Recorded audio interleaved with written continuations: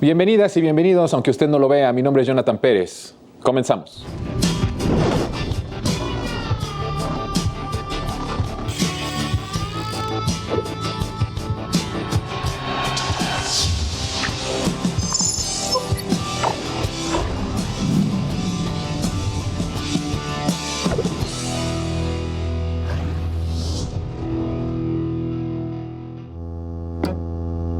Pues bueno, tenemos nuestra mesa de lo más absurdo de los medios hegemónicos y tenemos casa completa. Me da muchísimo gusto saludar a Rodrigo Guillot. Bienvenido, Rodrigo. Muchas gracias por la invitación. Contento de estar aquí, como siempre. Nuestro colaborador, Jorge Naredo. Jorge, bienvenido. No, pues encantado de estar acá. Y también está con nosotros Leticia Calderón.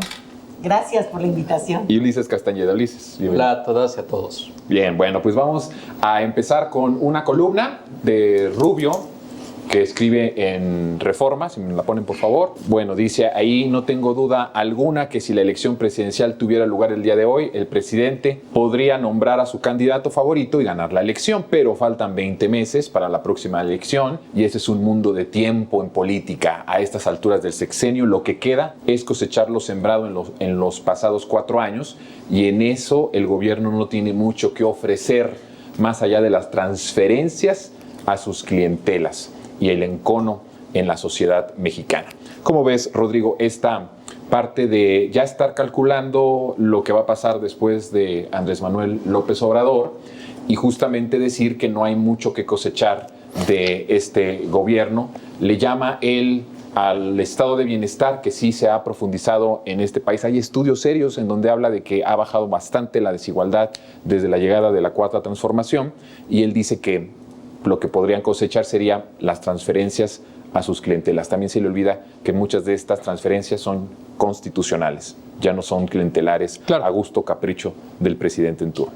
Sí, pues se les olvida, o más bien nunca han aprendido a explicar la actitud política del pueblo de México desde un punto de vista, desde un marco diferente al que ellos se construyeron y que no han logrado superar, ¿no? Entonces, claro, infantilizan al pueblo mexicano y dicen que es un enojo irracional, que es propio de un electorado inmaduro, etcétera, y se les olvida que llevan al menos 30 años, ¿no?, generando ese enojo, es decir, de dónde viene y por qué Andrés Manuel, aún en el ejercicio del poder, que siempre suele implicar un desgaste, es capaz de seguir representando estas indignaciones y de seguir representando las reivindicaciones del pueblo mexicano. Es decir, no tienen todavía, a 4 años del sexenio de Andrés Manuel, no tienen un marco con el que analizar cómo piensa, siente y vota la gente en México. Pero además hay una cosa que me llama la atención y que me hace pensar un poco también en la estrategia del monrealismo, la oposición respecto a sus cálculos en el 24, porque he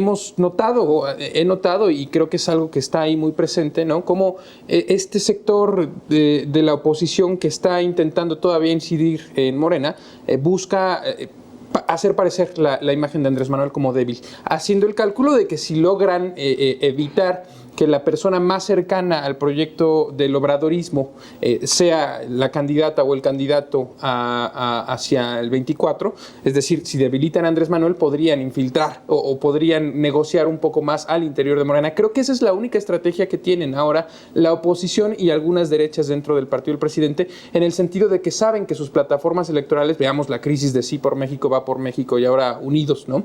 No tienen plataformas electorales y están solamente apostando a debilitar a Andrés para buscar incidir dentro de Morena y del proceso del obradorismo. Es todo lo que tienen. ¿Cuál es tu parte favorita o más absurda, Jorge, de esta columna? Es que es como una carta al niño Dios, ¿no?, a los Reyes Magos. Miren, nos quedan 20 meses, por favor, vean, todavía les podemos ganar.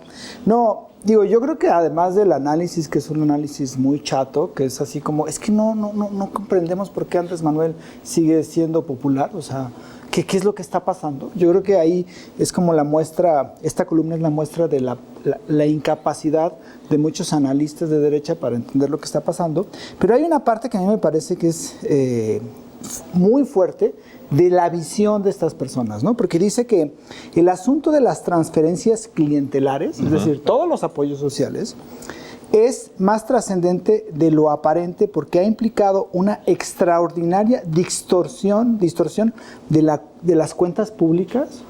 ¿De dónde saca que hay una distorsión? Pero aquí es lo fuerte, ¿no? Y un enorme incentivo a no trabajar para quienes son beneficiarios. O sea, es que son unos huevones. Esa es la visión que tienen estas personas. Si eres beneficiario, no es para lograr equidad, no es para lograr, digamos, un piso parejo, sino es porque eres un flojo y además te hacen más flojo este gobierno. Y yo creo que esa es la visión que tiene buena parte de los analistas de la oposición y de derecha.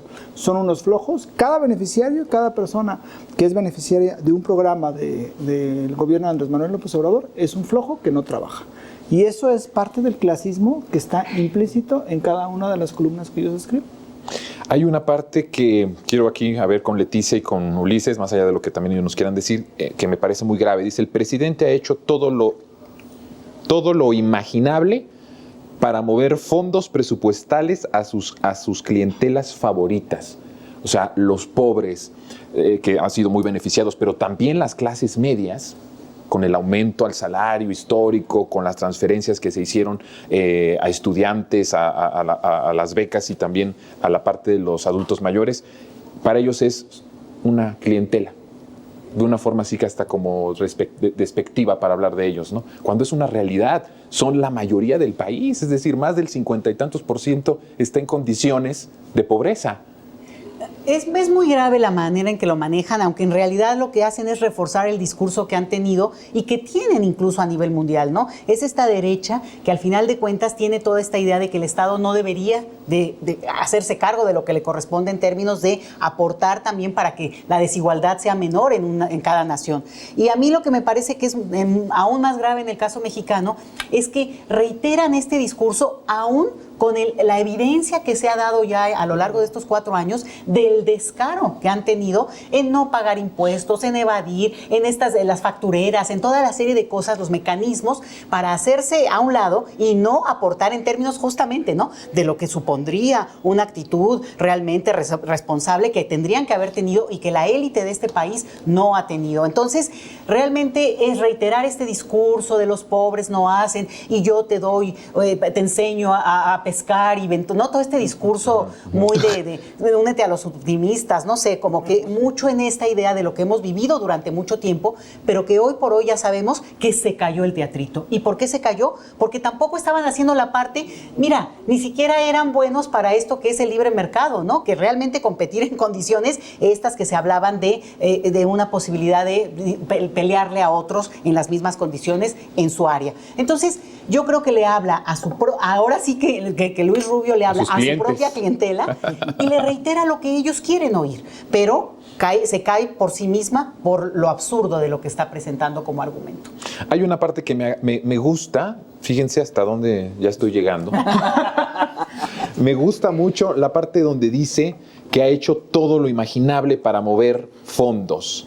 Es decir, está aceptando que hay una vocación social profunda de este gobierno y eso es un timbre de orgullo. Es decir, malo fuera que dijera que no está haciendo mucho para ir a ese problema, ¿no? ¿Cómo ves esto? ¿O cuál es tu parte favorita de... Bueno, hablando de esto, es que le duelen mucho los fideicomisos porque dices que ha vaciado los fideicomisos. ¿Desde cuándo acá los fideicomisos no eran también... Y que le va a provocar crisis al que venga. Y que le va a dejar un desastre al que venga, ¿no? Y luego, pues, esto de hablarle a las políticas públicas de bienestar consagradas en la Constitución, compararlas con las clientelas que él sí apoyó en las épocas del PRI neoliberal, que eran políticas sociales totalmente volátiles y que solamente sí tenían o estaban encausadas exclusivamente para fines electorales. Nada que ver la dimensión de una cosa con la otra, pero bueno, le interesa que sus lectores se queden con la idea de que esto tiene solamente una intención electoral. Y su idea de las finanzas públicas es desastrosa, ¿no?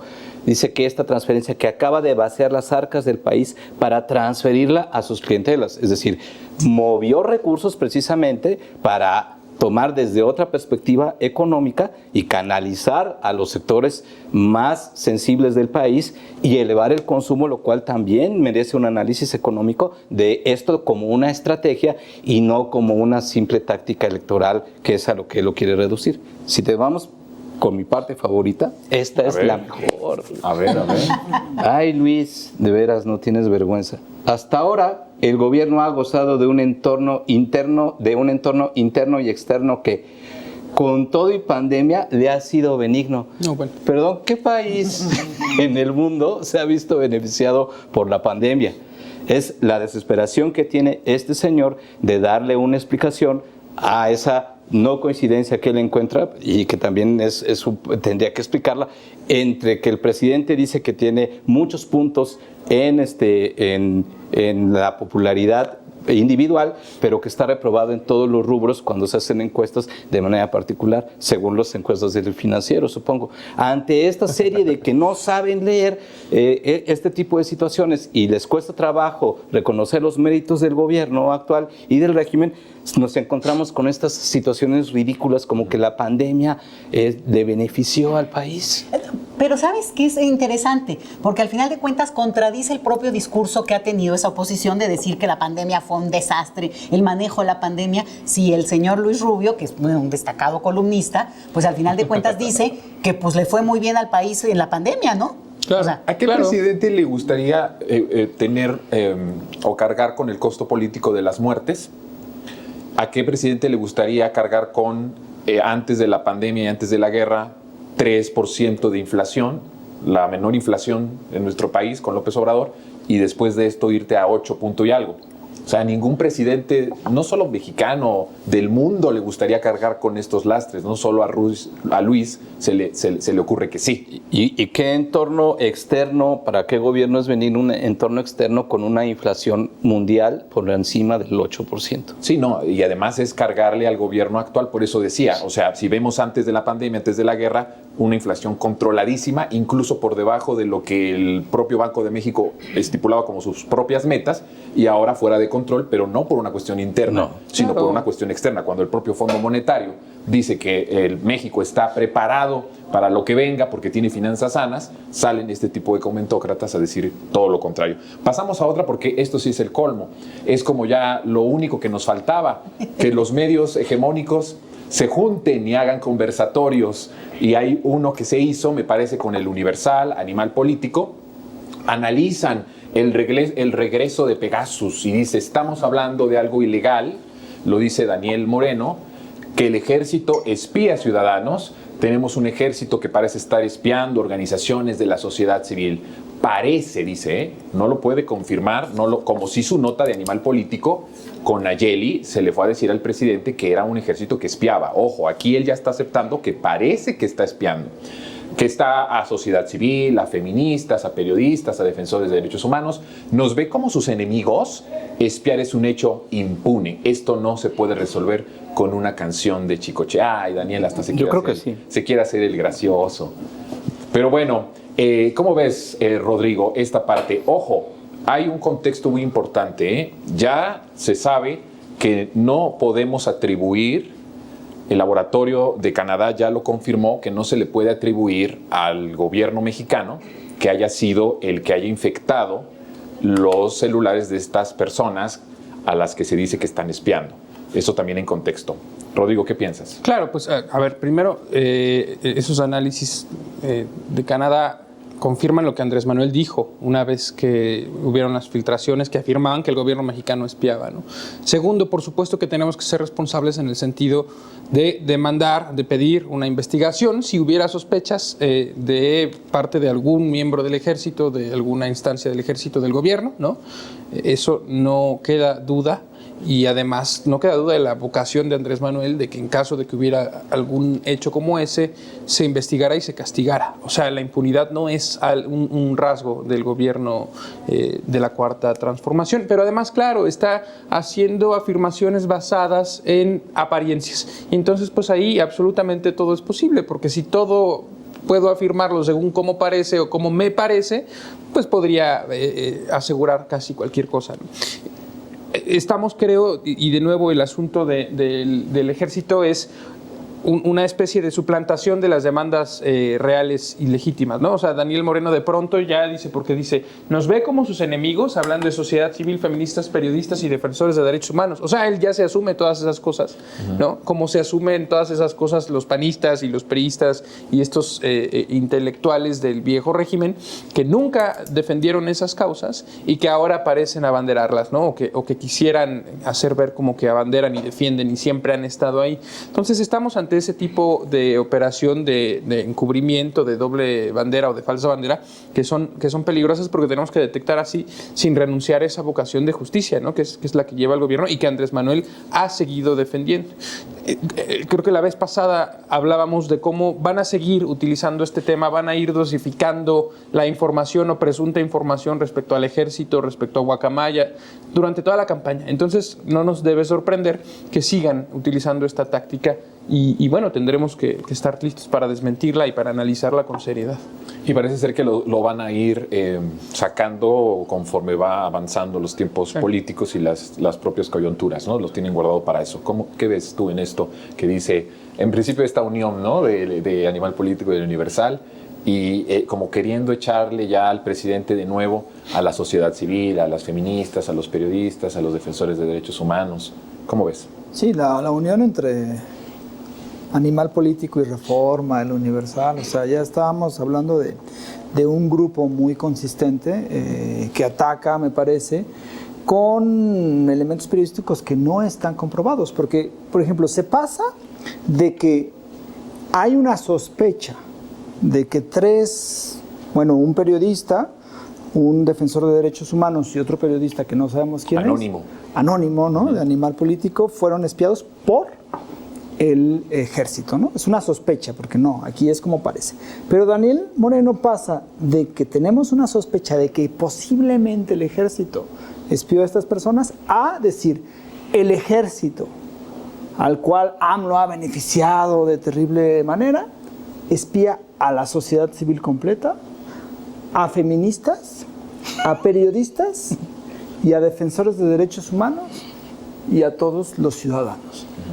O sea, ¿cómo pasa de tenemos 3 casos de gente que ha sido espiada A toda la sociedad civil. a toda la sociedad civil que considera después sus enemigos? O sea, es que, ¿cómo? ¿No? O sea, me parece una irresponsabilidad periodística y una poca seriedad, y además, pues, de esta cuestión de nos espía. Y yo creo que ante eso, que es como un chiste, pues, pues Andrés Manuel responde con un chiste, ¿no? Y le pone a Chicoche. Y eso les enoja muchísimo, que les ponga Chicoche. Es así como que, porque creo que también Héctor de Mauleón en el foro dijo, ¿cómo es posible que ponga Chicoche? Es gravísimo, ¿no? Pero pues es eso, ¿no? O sea, ¿cómo pasas de decir, tenemos 3 casos de gente que ha sido espiada con Pegasus, que puede ser de un software de antes del 2019 o de antes del 2018? Y entonces me parece que estas son como maromas, ¿no? Pero a la inversa, no sé cómo se denominen. Bien, ¿qué piensas tú, Leticia? No, fíjate que yo me acuerdo mucho de esa imagen cuando Loret y Carmen Aristegui hicieron una denuncia muy seria, pública, diciendo que estaban infiltrados por Pegasus en el sexenio de Peña Nieto. No sé qué pasó con esa denuncia, no sé cómo siguió, pero lo que sí es muy claro es que ahí hubo como un cierre de una cuestión que era contundente, que les habían avisado ya que efectivamente habían estado vigilados por este mecanismo. Entonces yo creo que sí hay una diferencia, incluso de los mismos actores, fíjate, no digo, en este caso, que están más o menos alineados al mismo lado, que tiene que ver con hablar de posibilidades, de probabilidades. Yo leí también la columna de Juan Pablo Becerra, y me parece que es muy grave la manera en que se sugieren cosas que en sí mismas son de mucha gravedad. Entonces, y además que se desmintieron ya hoy, o sea, además coincide, ¿no? Entonces, ¿qué es lo que vemos? Es que es una estrategia, pues la verdad, como de marca Acme. ¿Por qué? Pues porque ya sabemos que van a ir sacando información.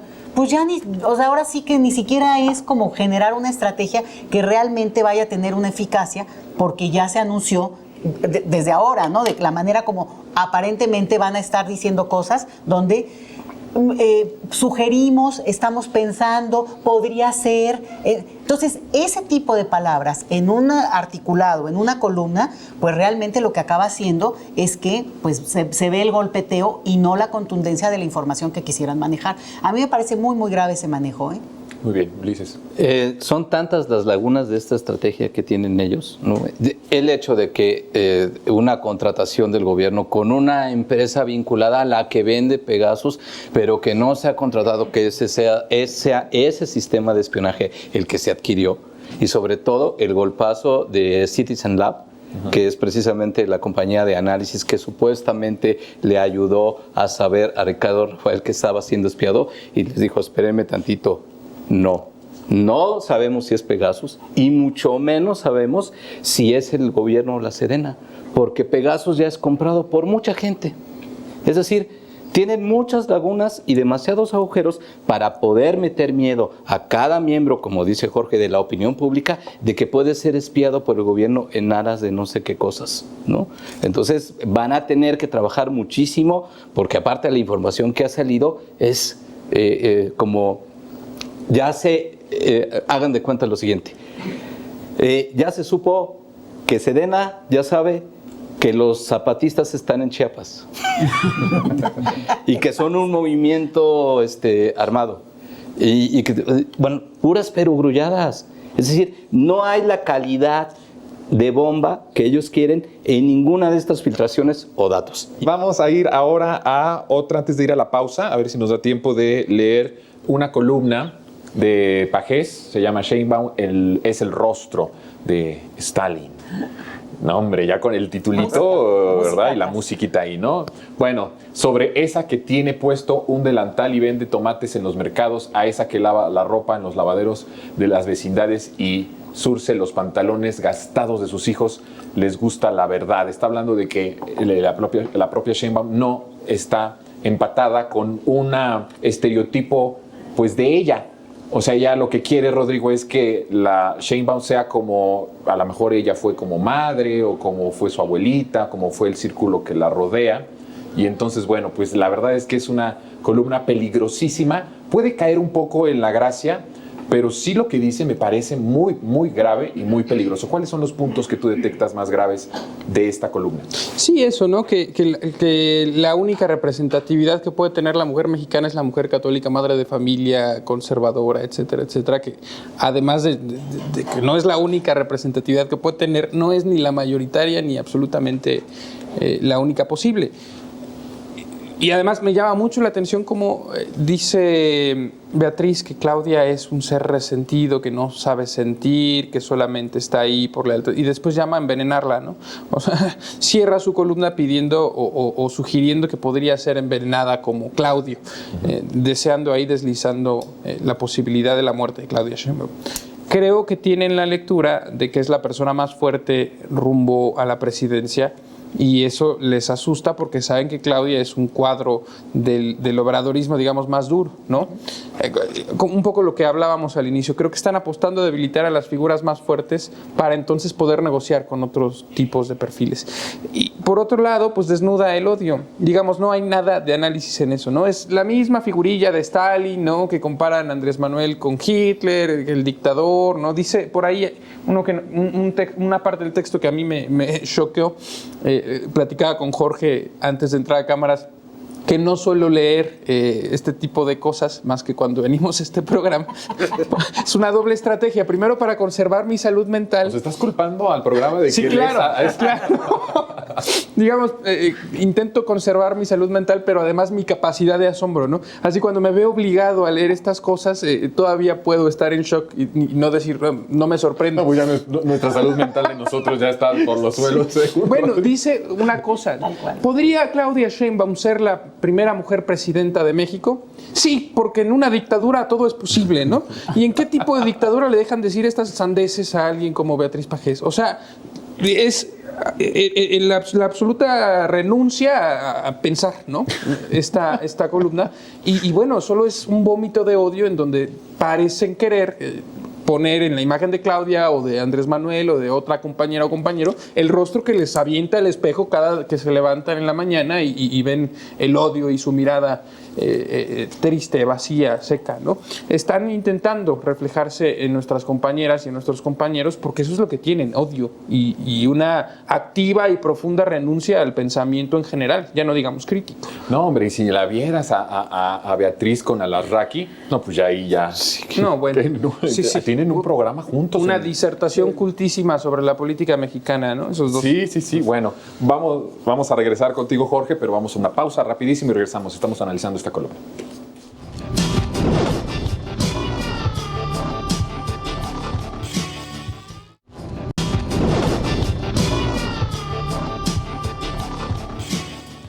Ya estamos de regreso aquí, aunque usted no lo vea. Seguimos analizando, bueno, no sé si, bueno, sí analizar, vamos a ponerle que estamos analizando la columna de Pagés. Jorge, ¿cómo la ves? Sí, a mí me impresiona que este tipo de columnas aparezca impresa en un periódico de circulación nacional. O sea, es una cantidad de odio, como lo mencionaban, pero también es una cantidad de machismo y de misoginia terrible de parte de Beatriz. Dice, a Claudia Sheinbaum le pasa lo mismo que a la precandidata al gobierno del Estado de México, Delfina Gómez. Son lo que son, gracias a lo que el presidente quiere que sean. O sea, liderazgos femeninos de mujeres en la política son porque existe un hombre, porque existe una figura masculina. Es de verdad terrible cómo el Universal pues se atreve a publicar esta cantidad de odio y cantidad de mentiras y cantidad de cuestiones que no tienen absolutamente nada que ver con lo que está sucediendo. Esto de decir, ¿no? O sea, vivimos en una dictadura y yo escribo este tipo de columnas y nadie me hace nada. O sea, es absurdo. Y lo de comparar a Stalin con... O sea, yo no sé, es que ya me quedé, dije, la palabra chiste puede ser como, pero es que esto es más que un chiste, ¿no? O sea, es de verdad terrible, pero la cantidad de odio y la cantidad de machismo y de misoginia en esta columna es verdaderamente asombrosa.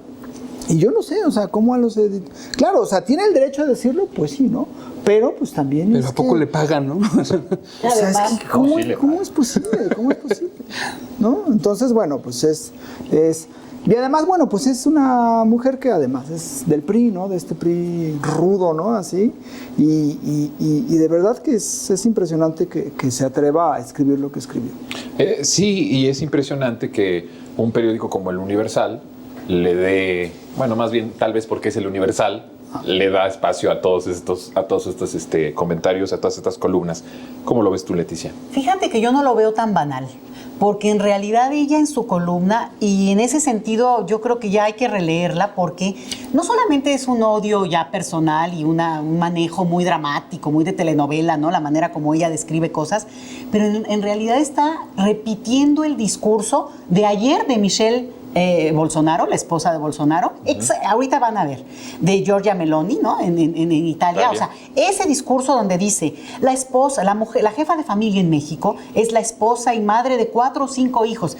En este país hace 20 años cambió la demografía. Esta mujer no tiene idea de lo que está hablando. Sí. Es una líder natural por el esfuerzo que tiene que desplegar cada día para dar de comer a sus hijos. Es por naturaleza generosa, maternal, sobreprotectora. Abre su hogar, papá. O sea, hay todo un manejo de regresar a esa idea de la mujer conservadora que tendría que ser justamente la imagen que tendría que replicarse en un país como, no, mencioné Brasil, mencioné Italia, fíjate lo grave, pero ella lo está tomando casi en calca.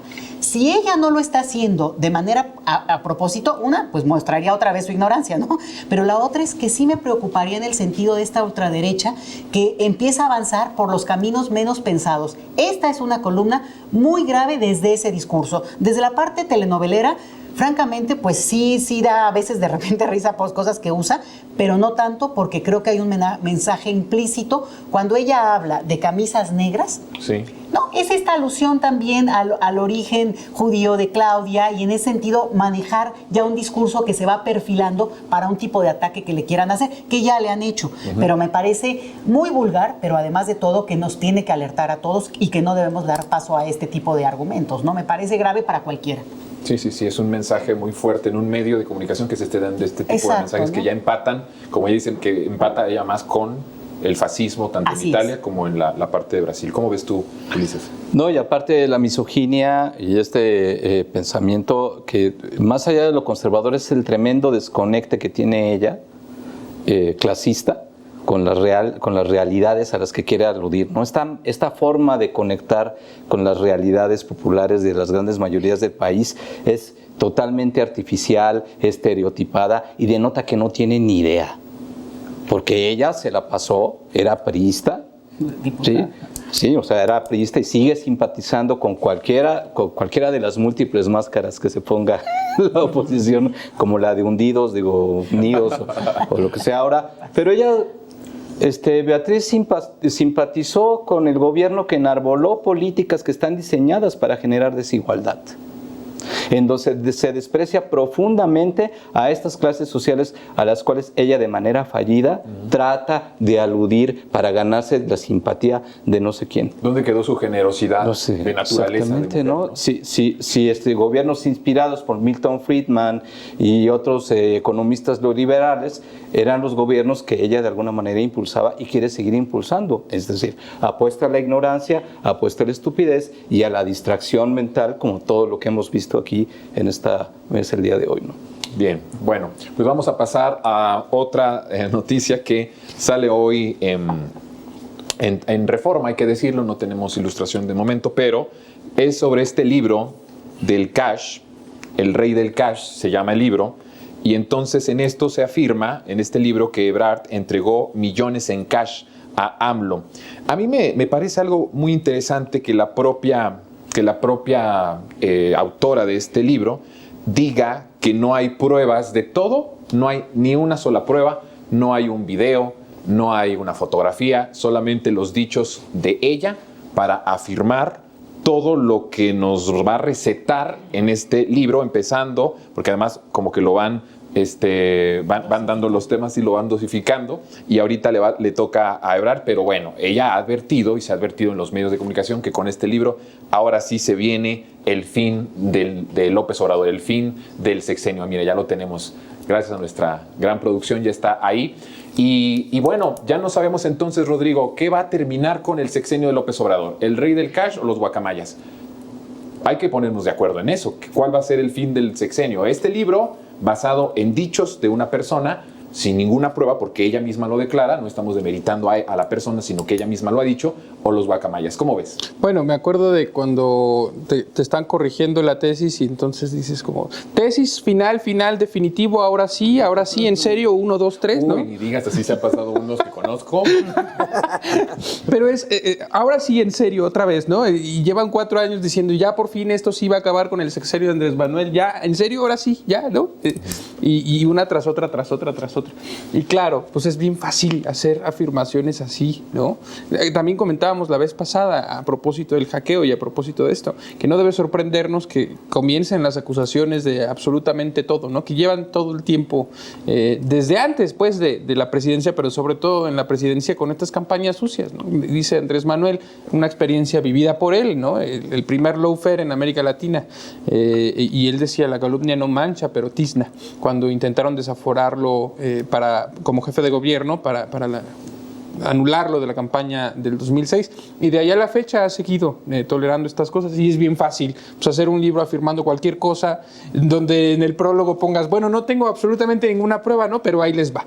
Entonces, pues, por supuesto. Incluso el Reforma se ve obligado a destacar esta característica del libro, ¿no? Porque pues, es una serie de afirmaciones sin absolutamente ninguna prueba, y que se da además, como suele suceder en el contexto preelectoral del Estado de México, de Coahuila, y que es ya también la adelantada carrera presidencial, adelantada por el mismo Andrés Manuel en muchos sentidos. Pero bueno, estamos acostumbrados a este tipo de cosas, ¿no? Y siempre es importante advertir que así opera la derecha, difamando, acusando sin pruebas, intentando generar casos contra los compañeros, las compañeras, y tenemos que estar listos para esa situación, no debe sorprendernos. No. Y respecto al libro, pues llama la atención que han postergado su fecha de lanzamiento y su fecha de lanzamiento. Como también haciendo pensar que es el propio López Obrador y el gobierno el que está evitando la salida del libro, porque había una nota en La Política Online donde decía, ajá, están haciendo todo lo posible y van a comprar todos los libros para que nunca podamos leerlo los ciudadanos comunes y corrientes. Marketing. Si el libro no tiene ningún fundamento, ¿no? Como ya lo dice, pues lo que van a hacer es intentar hablar de generar suspenso para venderlo, porque ya una vez comprado y leído, si el mismo libro dice que no aporta pruebas, pues ¿qué puedes obtener de un texto así? Se ha hecho muy fácil en este país escribir cualquier cosa en las columnas, aquí nos hemos sorprendido, decir cualquier cosa en televisión, cualquier cosa, bueno, en la radio ni se diga, y también tan fácil de escribir un libro solo en lo que tú puedes imaginar de decir de alguien, agarrar y escribir, que un editorial te lo edite, lo distribuya, Y entonces México se convierte en el país donde más fácil puedes hacer este tipo de libros que no tienen ningún sustento. Podría caer esto en una novela, en algo, pero no en algo que pueda ser periodístico. Y lo peor de todo es que, por cierto, ella, Elena Chávez, pues sí es periodista, es decir, era reportera. Bueno, se asumía porque era reportera de un periódico. Entonces, bueno, ahí está la gran contradicción que puede basar un libro en dichos y no en hechos o en pruebas. ¿Cómo ves tú? Sí, es como el libro de la... No recuerdo su nombre, era una odontóloga, dentista, ¿no? Sí, la que también, o sea... dentista. Ajá, sí, que una vez lo discutimos. Es verdad, ese sí, ya libro. no me acuerdo de él. Más o menos era como en A ese quien sigo sentido. es a su parodia, que es muy divertido. Pero sí, como se menciona, o sea, Reforma dice de los dichos de esta señora que el libro es entretejido con reproches sentimentales, eso lo dice Reforma, Fuerte. y sin precisiones de fecha sobre algunos de los acontecimientos que relata. Lo dice Reforma, pero lo publica en la primera plana. O sea, Esto lo publica en primera plana. esa es la nota más importante de hoy de Es Reforma. Y Reforma mismo dice Ajá. que pues es un libro de reproches y sin precisiones. O sea, es Y como le das la primera plana. Pero es la primera plana. O sea, ¿qué calidad ética tiene Reforma para decir esto no vale, pero lo pongo en primera plana porque es el golpeteo contra Andrés Manuel? O sea, claro, o sea, ¿qué pruebas hay? Nada, ¿no? Pues igual y puedo decir, llegaban trailers llenos de billetes, ¿no? Sí. A la oficina de Andrés Manuel. O bajaban los ovnis. Cualquier cosa Cualquier cosa decir. puedes decir, sí.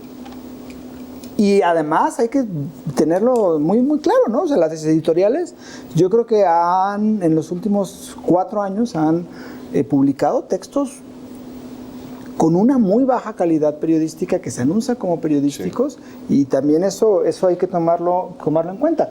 Y bueno, que esto digan, pues yo creo que reafirma todas esas mentiras que se han mencionado, ¿no? O sea, desde lo de Bejarano, desde los videoescándalos, miren, es cierto, porque lo dice la esposa de tal persona, ¿no? Y sí me parece que Reforma lo ponga, pues es una completa falta de ética. Pero eso es lo que van a utilizar. O sea, yo creo que de aquí al 2024 van a sacar, miren, un correo de guacamayas, ¿no? Entonces cada lo van a ir dosificando, y así este texto, que no creo que sea el último que sea en ese mismo sentido, ¿no? De invenciones. Muy bien. Bueno, yo creo que va muy serio la investigación, tan serio que ya salió Kenia López Rabadán a exigir que se abra una investigación a la FGR en contra de Marcelo López Obrador. ¿Cómo ves? Pues mira, la verdad es que a mí me da mucha risa, porque si tenían pruebas tan contundentes de algo, bueno, desde hace 20 años podrían haber dado kriptonita, ¿no? a López Obrador, y en todo caso hasta algunos más por ahí. Es increíble que al 4º año de gobierno, con toda una circunstancia que podemos discutir de manera profunda sobre los problemas reales que tiene este país, más allá de filias y fobias, se pongan a sacar esto que no aporta en términos de desgastar a un presidente, pues que nada más se va a mofar, la verdad. O sea, al final de cuentas le van a hacer el juego, porque estamos hablando de un testigo, ella fue testigo. Ella, la autora, podría ir ante un notario público y declarar, porque ella tiene, digamos, pues si es un testigo de un crimen, declarar y firmarle. Y entonces sí, quienes estarían aludidos a tener que responder, lo podrían hacer por la vía también legal. Entonces no es cierto que, aunque no haya grabado o lo que sea, no puede también hacer una declaración que legalmente que pueda servir para un juicio. Entonces, no lo hace, ¿por qué? Pues porque para todos es obvio que es parte del golpeteo, y además es muy lamentable, eso ya lo digo yo como mujer, que su presentación sea que fue pareja sentimental de alguien. O sea, ni siquiera tendría que mencionarse, ¿no? Si fuera una investigación, y en todo caso, bueno, pues claro, por haber estado cerca, podría haber sido testigo, pero que se mencione eso invariablemente, habla obviamente del nivel de golpeteo que se quiere generar en términos de la cercanía, pues, de alguien que estaba ahí junto a López Obrador y seguro vio todas las truculencias. Dice que escuchó y vio muchas cosas. Mira, la verdad es que lo hubiera dicho hace 5 años, en todo caso, y les hubiera hecho un favor a la... Es que hace 5 años todavía era pareja de César. No. Bueno, no sé. No.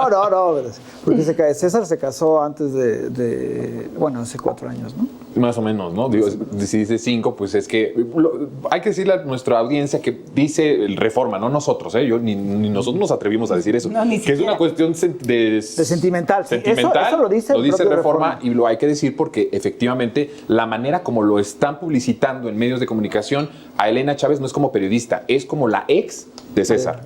Sí. Esa es la Pareja manera, sentimental. la pareja sí, Y ese es el peso que le ese es dan el a lo peso, que dice. Ese es el peso. Pero ¿qué crees? No te lo imaginas. Esta no te la imaginas. Rabadán se comunicó con Elena Chávez. Ya hablaron, se pusieron de acuerdo y Rabadán le invitó al Senado y en unos días va a estar en el Senado para amplificar esta información. Amplificar la información. ¿Cómo ves?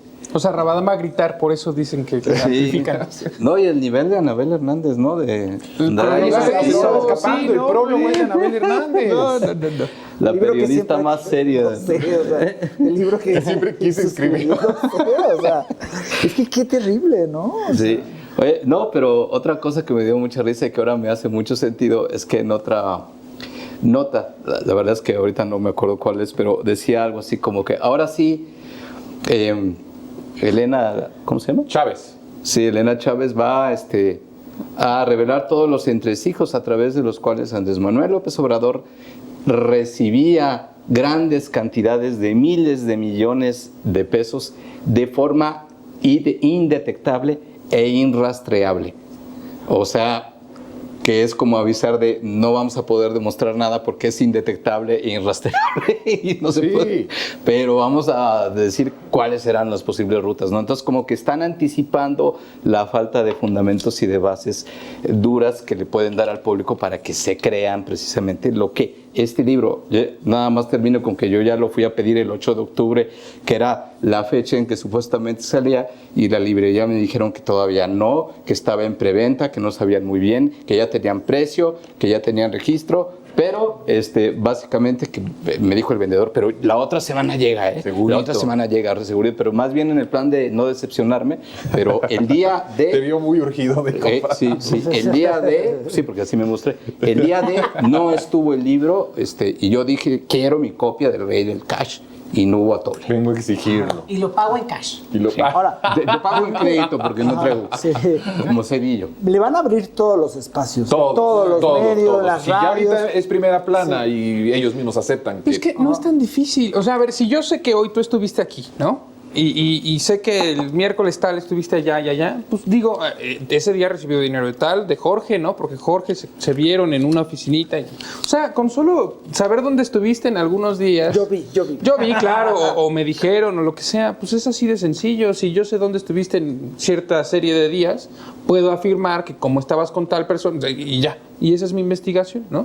Entonces puedes afirmar cualquier cosa con solo poner, situar a la persona que acusas en un lugar y en una fecha, en una hora. No, pero es irrastreable, ya dijeron. Claro, pues no, pero es que qué fácil es hacer una historia así, ¿no? Y decir, miren, claro, revisen, ahí estaban, pues sí, ahí estaban. Pero porque- además con el nivel de espionaje que sí había en esos tiempos, Uf, López claro. Obrador asediado, lo seguían, sabían todo, y que no pudieran darse cuenta de esto, cuando pero- decían que eran maletas, o sea, no... Pero por favor, ni siquiera lo dudes, es un chiste. O sea, sabemos muy bien que López Obrador es uno de los políticos que más ha sido vigilado hasta por la CIA, el CAF. La propia Anabel en algún momento lo dijo, lo he investigado O sea, y no es le he un encontrado chiste. nada. Ahora sí, por un dicho de una persona, Ya hasta lo le próloga. hasta hace un prólogo, ¿no? Sí, imagínate, ponías a una persona y ahí llegaban con las maletas. Ah, ya está, ¿no? Rojas. Tan fácil, ¿no? Rojas, ¿no? Oigan, vamos todavía, estamos rompiendo récord porque sí nos está dando tiempo. Vamos a ir ahora a un video, a un cachito de video. ¿Nos lo ponen para poder platicarlo? Vamos a ver. Nos pareció gravísimo el tema del espionaje, por eso justamente es que lo trajimos a este espacio. Lamento que no le guste el trabajo de los periodistas en este país, pero de esto que publicamos No, y de sí todo, me gusta. Lo y de que no todo me lo que- gusta es la calumnia. de todo lo que publicamos tenemos pruebas que con muchísimo gusto le vamos a compartir. En Animal Político trabajamos para las y los lectores. Lo que no aceptamos es la práctica del AMPA, del periodismo. de la calumnia y la máxima de que la calumnia cuando no mancha tizna. En Animal Político trabajamos para los lectores, dice Nayeli, y también le reclama que no le gusta al presidente el trabajo de los periodistas. ¿No le gusta al presidente, Rodrigo, el trabajo de los periodistas? ¿Tú cómo ves? No, pues cuando es periodismo yo creo que sí, ¿no? Gracias al periodismo serio, independiente, crítico, que ya hemos definido eso, ¿no? En estos espacios, se ha podido avanzar en la agenda progresista, electoral, social, pero cuando se disfrazan de periodistas, Animal Político trabaja para los lectores o para los financiadores, o qué tipo de gente lee y se informa hacia dónde quiere orientar al lector, ¿no? Esa es la pregunta. Claro, cualquier medio trabaja para sus lectores y para obtener más lectores, es como dice una perogrullada, pero finalmente hay que buscar el dinero, las alianzas políticas, y queda claro que el líder, el coordinador de la alianza, ahora sí en serio, final 2 de partidos políticos, Claudio X, pues es quien ha estado detrás de ese tipo de diarios, ¿no? Entonces no sorprende, y hace bien Andrés, ¿no? Y luego lo ataja cuando dice Nayeli, me parece, ¿no? Roldán. Se llama Nayeli Roldán. Lamento mucho que no le guste el trabajo de los periodistas, e inmediatamente dice, no, sí me gusta, lo que no me gusta es la práctica del AMPA, ¿no? O sea, de la mafia. Muy fuerte. Sí, claro, lo dice directamente, y me parece que hace bien incluso en no esperarse, ¿no? Porque después podrían cortar el clip más fácilmente y hacer ver como que aceptó esa afirmación. Pero pues es parte de lo mismo, ¿no? Al final son ya los medios que no terminan nunca de decepcionarnos porque sabemos cómo actúan, y que no suelo leer a menos que me obliguen en la producción de este programa. Qué fuertes acusaciones está haciendo Rodrigo. Pues ya, yo conservo mi salud mental y Andrés al parecer también. Pero eso no se vio de que nosotros te lo impusimos. ¿Esto fue en la mañanera? No, bueno, sí, pero aquí... Fue a la mañanera decirle al presidente que no le gusta su trabajo. Sí, que fue nota. Es que reducirlo, Nayeli, es muy feo eso. Reducir todo esto a un gusto, Claro. es una falta de profesionalismo y de nivel periodístico tremendo. No se trata de gustos, no es de si me gusta o no me gusta, es que qué intereses, qué agendas, quiénes son los que te van financiando, a qué intereses estás respondiendo, quiénes son tus patrocinadores. Todo eso se tiene que ver en un contexto, no es un asunto de gustos, si te gusta o no te gusta tal cosa, ¿no? Y además ella se asume como la que hace, los únicos que hacen periodismo, ¿no? No se le asuman gusta, como no es, la periodista. ajá, como no le los gusta lo periodistas. que hacemos, ¿no? Sí. O sea, como si fuera la representante de todos los periodistas en México y de todo el periodismo. Y me parece que hay un exceso, ¿no?, de soberbia en ese sentido. Además, yo pienso que esta cuestión, esta afirmación que hace Nayeli Roldán de que no le gusta el periodismo,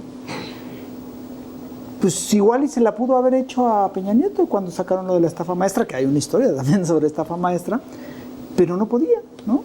O sea, ella tuvo la oportunidad después de sacar, creo que un domingo, lo sacaron un sábado, esta cuestión del ejército espía. Fue el lunes y no le dieron la palabra, y fue el martes y le dieron la palabra y estuvo ahí y le pudo hacer todas las preguntas que quiso. Eso es que a un presidente no le gusta el periodismo. O sea, abrir la máxima tribuna del poder político, ¿no?, que es el presidente, y responder cualquier pregunta. Yo digo, pues es que ahí creo que hay una apertura que no había existido en ningún gobierno anterior en este país. Y, o sea, y ellos publicaron y 2 días después tenían la respuesta del propio presidente, no un comunicado, no un vocero, del propio presidente. Entonces me parece que es así como que, bueno, no te gusta el periodismo, que ella dice que al presidente no le gusta, cuando todos los días responde a los periodistas. Sí. Y que ella nada más va cuando saca un reportaje. O sea, ella no le han hecho mucho los balones. Yo no veo ahí a Aristegui, no veo a Loret de Mola, no veo a ninguno de estos periodistas consagrados en la mañanera, cuando creo que es una oportunidad, pues, que única. no tendría en ningún otro. Sí, o sea, concediendo lo del gusto, si no le gustara al presidente este tipo de ejercicios y de transparencia y de libertad, no tendría una mañanera todos los días, porque además no está obligado a hacerlo. O sea, creo que una vez tú misma lo dijiste, Leticia, ¿cuántos presidentes que no hacían mañaneras, no hacían ni conferencias, o si hacían, ni siquiera había preguntas? Entonces es así como decir, bueno, si te doy el espacio, ¿por qué me estás diciendo que no me gusta, no? No, y además que era con teleprompter, ¿no? O sea, cuando había algún comunicado era siempre ya con lo que se escribe. Yo creo que, bueno, ha sido un ejercicio muy interesante. Sin lugar a dudas ha sido también la manera digamos, de blindar al presidente, porque él mismo va atajando. Y yo creo que en este juego es también interesante como ella le dice, ¿no? Es que a usted no le gusta. Y el presidente no da ni siquiera chance de que ella termine y le dice, no, lo que no me gusta es la calumnia. Y lo que hemos visto, y eso yo creo que es importante decirlo a quienes nos escuchen, ¿no?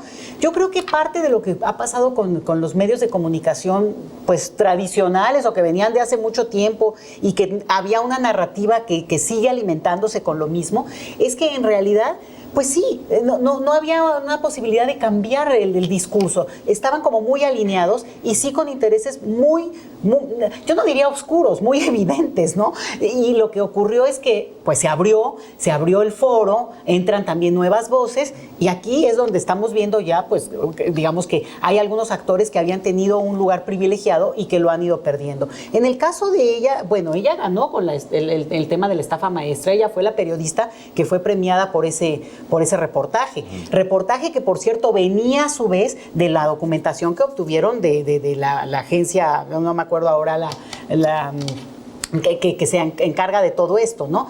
Pero que no se había hecho público y que ella, en este caso, como la autora principal, y obtuvo muchos premios. Entonces, sí la mandan también por ser una persona con cierto prestigio, no mandaron a cualquier periodista. Entonces, sí me parece que ahí es donde valdría la pena que, por ejemplo, ahora ellos saquen una continuación de eso mismo que fueron a decirle al presidente, diciendo, bueno, ya se vio que no hay ese espionaje directo como se decía al principio y puede ser que haya cosas obscuras, que le sigan rascando. Yo no estoy en contra de eso, pero sí, ahí sí, como diría López Obrador, de la calumnia, si no está avalada por una cuestión contundente. ¿Cómo ves, Ulises? Dices, Nayeli Roldán, que publican para sus lectores. Yo te digo que tienes que aceptar entre tus lectores a gente que haga lo siguiente. Un lector serio que haga valer tu trabajo periodístico es aquel que va a cuestionar la fuente directa, que son los supuestos activistas, cuál es su línea, desde dónde están hablando, investigarlos y también poner en duda y cuestionar el proceso de selección y curaduría de contenidos que tu medio tiene con esa información. ¿Qué hacen? Hay una selección de información, hay alteraciones digitales. ¿Qué proceso y bajo qué línea dan el resultado final al consumidor de tus contenidos? Porque aquí te digo, mi querida Nayeli Roldán, lamentamos que a Daniel Moreno Chávez y a ti no les guste que se desmonte la propaganda desde el poder que ustedes están haciendo con cara de periodismo a través de un espacio que, como ya lo dijeron aquí todas las compañeras y los compañeros, es un espacio abierto para que ustedes puedan ir a desafiar y a decir lo que les pegue la gana. Ahora es parte de sus lectores cuestionarlos a ustedes también, porque están en el escrutinio público, y cuestionar los contenidos y ver si esto que están presentando es real, hasta dónde. Eso es el lector al que tú deberías de enfrentarte, Nayeli. ¿Cómo no decir que es el AMPA si mucho de este reportaje fue en parte patrocinado por la organización que apoyó abiertamente a Peña Nieto en su elección en 2012 y que después, al ver, no sé, por un pleito incluso tal vez interno, lo desechó a través de toda esta posibilidad de llevar a cabo esta investigación? No quiere decir que lo que allí se reveló no sea real, sino que se ocupó políticamente también para pegarle en algún momento dado a alguna traición o alguna cuestión que no hizo conforme lo que ellos como empresarios querían que Peña Nieto siguiera al pie de la letra.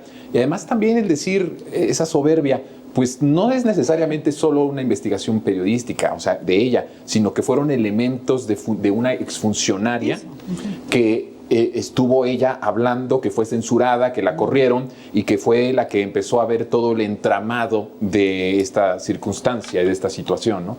Entonces creo que también eso es importante decirlo. Auditoría Superior de la Auditoría Superior. Es Buchanan, ¿no? Sí, Muna Buchanan. Es la funcionaria que fue la que hizo todo este entramado. Estamos por irnos. pero quisiera así, conclusiones rapidísimas de lo que hemos estado comentando aquí de lo más absurdo, Rodrigo, rapidísimo. Sí, un ejemplo, Alito Moreno, que cuando rompe con la alianza, entonces Mexicanos contra la Corrupción le saca toda una investigación, ¿no? Es lo mismo, están siendo cómplices y dejan de ser cómplices cuando quieren romper con esa persona que antes fue su aliada. Bien, rapidísimo, Jorge. Pues yo creo que las absurdas cada vez son más absurdas, ¿no? O sea, lo que vimos ahora es... Hay que agregarle. Ya va llegando a otros niveles, Bien, ¿no? Leticia, rapidísimo. No, bueno, que sí hay que seguir en esta tónica porque revela mucho de lo que estamos viviendo, ¿no? Ulises. Así es, hay que cuestionar a los supuestos cuestionadores y analizarlos muy bien, y a eso nos dedicamos aquí. Sí, todos tenemos que ser cuestionados, revisados. Este es un programa de revisionismo mediático y yo le agradezco muchísimo a ustedes sus comentarios que nos dejan en las redes sociales. Los leo con mucha atención. Síganos escribiendo, suscríbanse, por favor.